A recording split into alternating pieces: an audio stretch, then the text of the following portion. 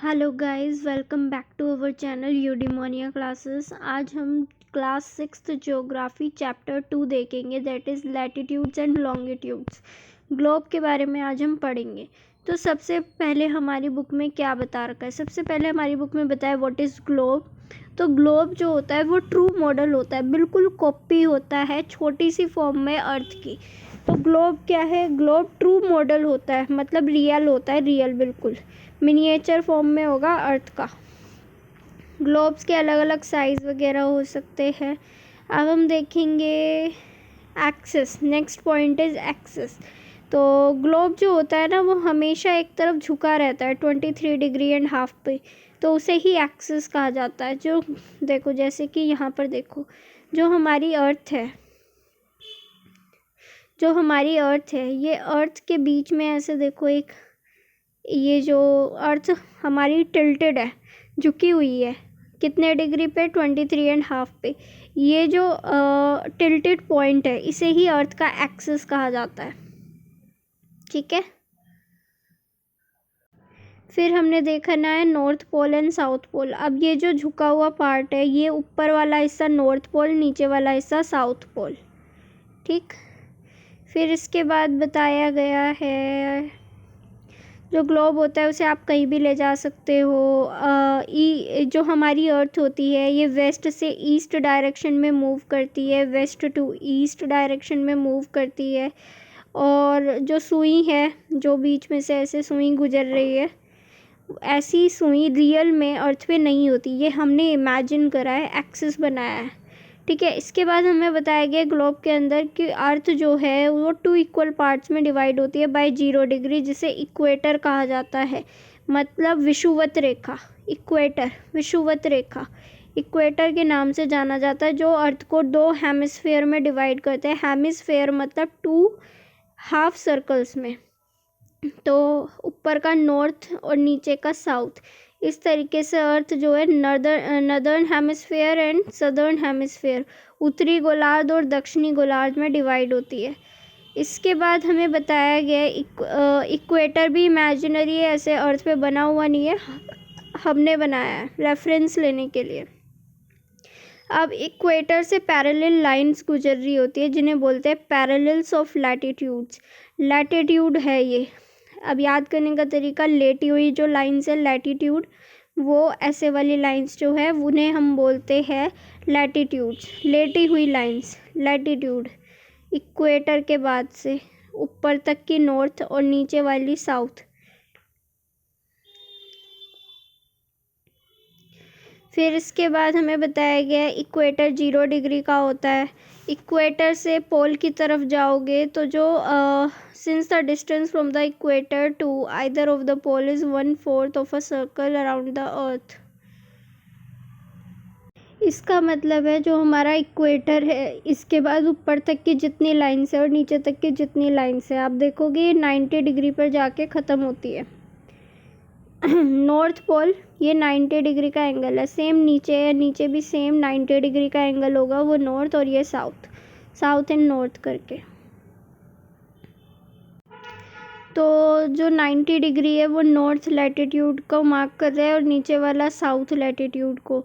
ये जो पैरेलल्स होते हैं इक्वेटर के बाद, इनको बोला गया north latitude and south latitude.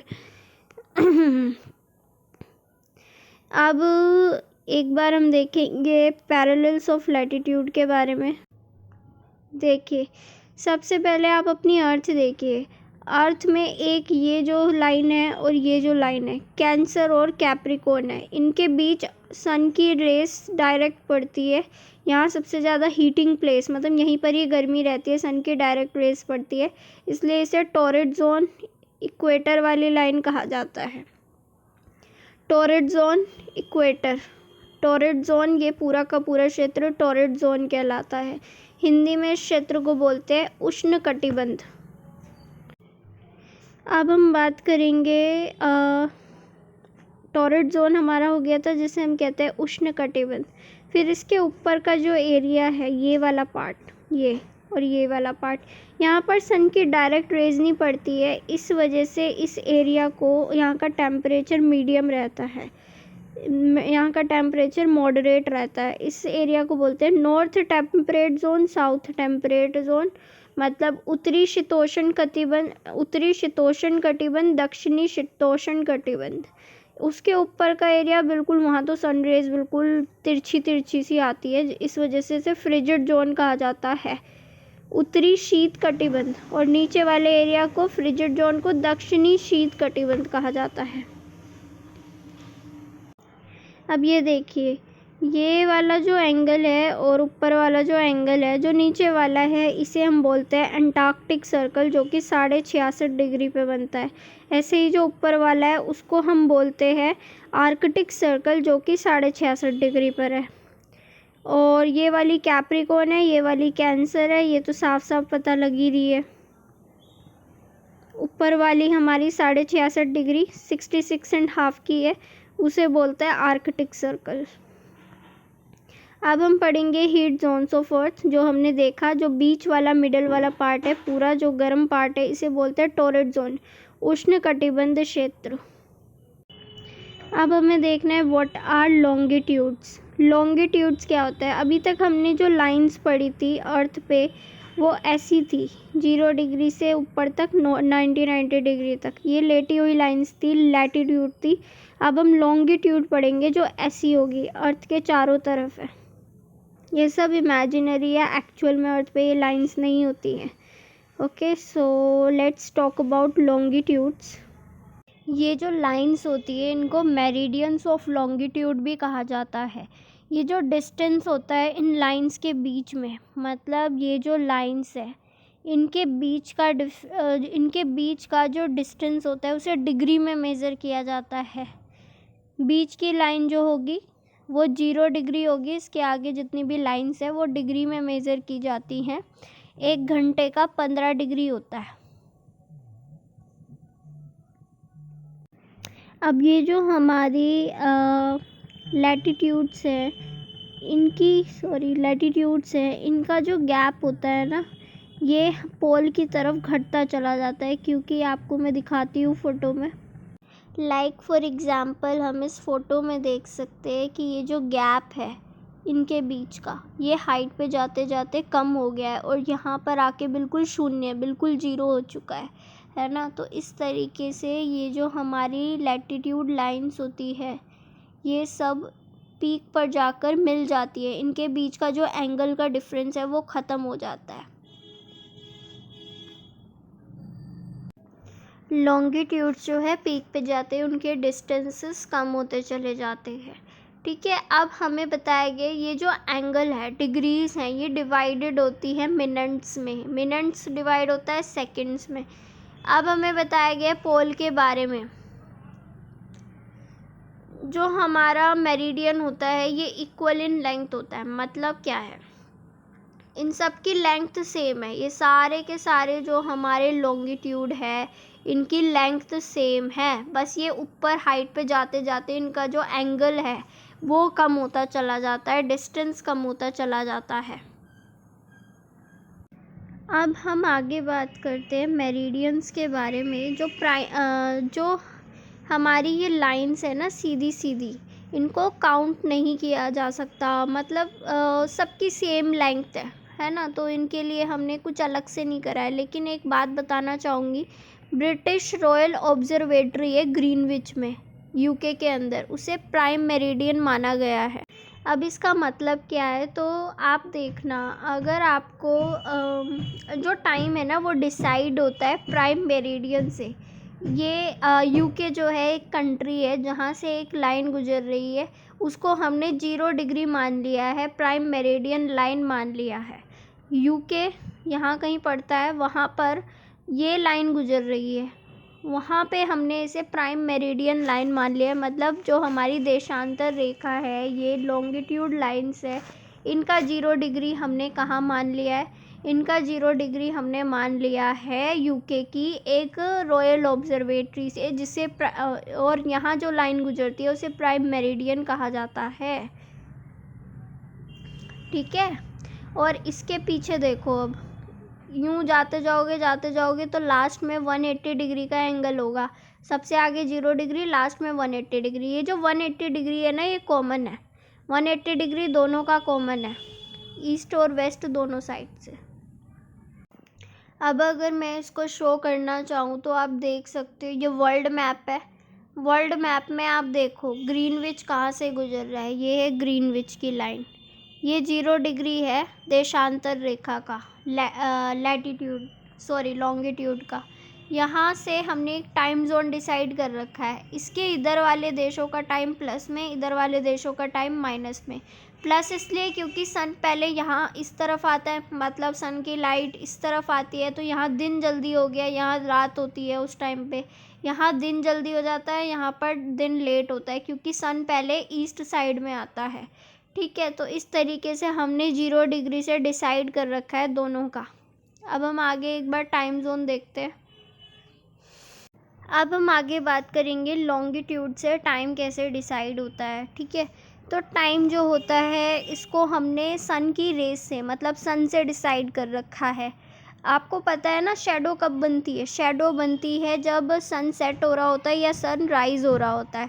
लेकिन जो शैडो है वो तब नहीं बनती जब दोपहर का टाइम होता है, पीक पर होता है सन अपने। जैसे कि ठीक 12 बजे जो होता है ना, सन हमारे सिर के ऊपर होता है, इस वजह से उस टाइम पे आपको कोई शैडो नहीं नज़र आएगी। जैसे मान लो ये आप खड़े हो, ऊपर है सन, आपके सर पे खड़ा है, तो शैडो कैसे बन जाएगी बताओ ज़रा। ठीक है, वहीं अब सनराइज़ हो रहा है तो आपकी शैडो पीछे बनेगी। सन जो है वो सेट हो रहा है, सनसेट हो रहा है, डूब रहा है, तो ऐसे में आपकी शैडो इधर बनेगी। ठीक है, तो ये पहले टाइम को मेज़र करने का, टाइम को देखने का तरीका होता था सनराइज़ एंड सनसेट पहले के टाइम पर, जब तक ये वॉचेस वगैरह नहीं रही होंगी ना।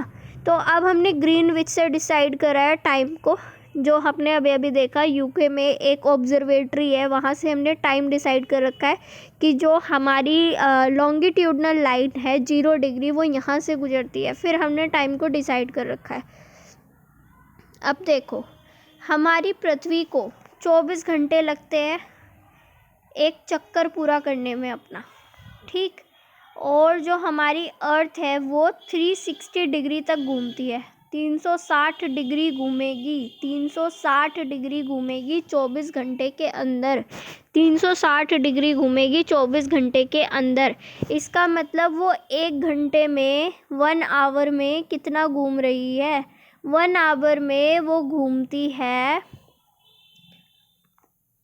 इन 1 आवर अगर वो 24 घंटे में 360 घूम रही है तो 1 आवर में कितना घूमेगी? 1 आवर के अंदर वो पूरा का पूरा अपना 15 डिग्री घूमती है, 15 डिग्री घूमती है। अब ये 15 डिग्री कितने घंटे में? 1 घंटे में। 1 घंटे में कितने मिनट होते हैं? 60 मिनट होते हैं। मतलब 60 मिनट में ये जो है 15 डिग्री घूम रही है। अगर ये 60 मिनट में 15 डिग्री घूम रही है, तो इसका मतलब वो 1 मिनट में, हाँ 1 डिग्री कितने में घूम रही है? 1 डिग्री निकालना हो तो हमें, अगर 8 डिग्री निकालना है तो 15 डिग्री घूम रही है वो टोटल कितने में? 1 घंटे में। और हमें निकालना है 1 डिग्री का टाइम, 1 डिग्री वो कितने में घूमती है? तो 15 × 4, 4 मिनट में घूम रही है, क्योंकि वो तो हो गया 60 minute is equal to, 1 second रुको।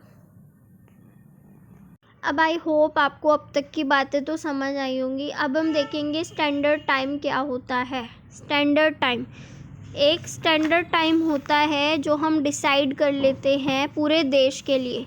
जैसे भारत जो है, भारत बहुत बड़ी कंट्री है। हमारे देश में, अब देखो हमारा देश है, हमारे ये नॉर्थ ईस्ट के जो राज्य हैं, यहाँ पर सूर्य सन जल्दी निकल आता है। क्यों? क्योंकि ये वाला जो एरिया है, आपको पता ही है, sun rises from the east, sun east से आ रहा है, तो यहाँ पर जल्दी दिन हो जाएगा कंपैरिजन टू यहाँ पर थोड़ा अंधेरा रहेगा।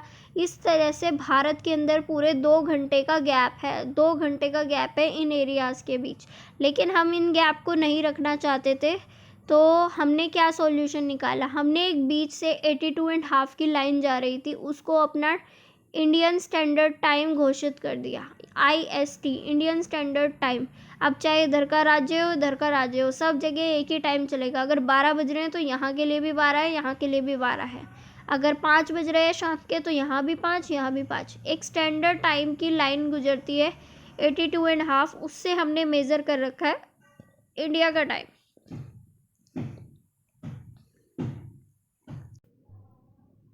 हमने अब इंडिया के लिए देख लो आप 82.5 ये हमने लाइन डिसाइड कर रखी है। सही स्टैंडर्ड मेरिडियन कहा जाता है इंडिया का, और इंडिया का स्टैंडर्ड टाइम कहा जाता है IST इंडियन स्टैंडर्ड टाइम।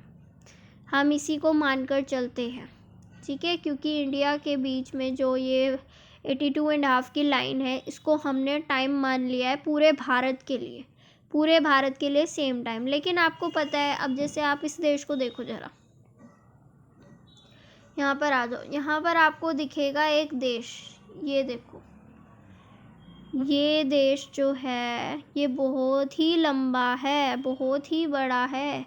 अब ये जो देश है इसका नाम है रशिया, रूस। ये देश इतना बड़ा है जिसकी वजह से यहाँ पर एक ही टाइम नहीं है। इन्होंने अपना स्टैंडर्ड टाइम एक नहीं रखा है जैसे कि भारत ने रखा है। 2 घंटे का गैप था तो हमने उसको नहीं मान के एक बीच की जो लाइन थी उसको मान लिया कि ये हम टाइम जोन पूरे भारत के लिए मानेंगे। लेकिन रशिया में पूरे 11 टाइम जोन्स हैं, रशिया में 11 टाइम जोन्स हैं पूरे के पूरे। ऐसे ही कई देश है, जैसे कि आप देख लो कनाडा है, कनाडा में भी 6 टाइम जोन्स है आई थिंक। एंड आप अमेरिका देखोगे वहाँ पर भी आपको 6-7 टाइम जोन्स मिलेंगे।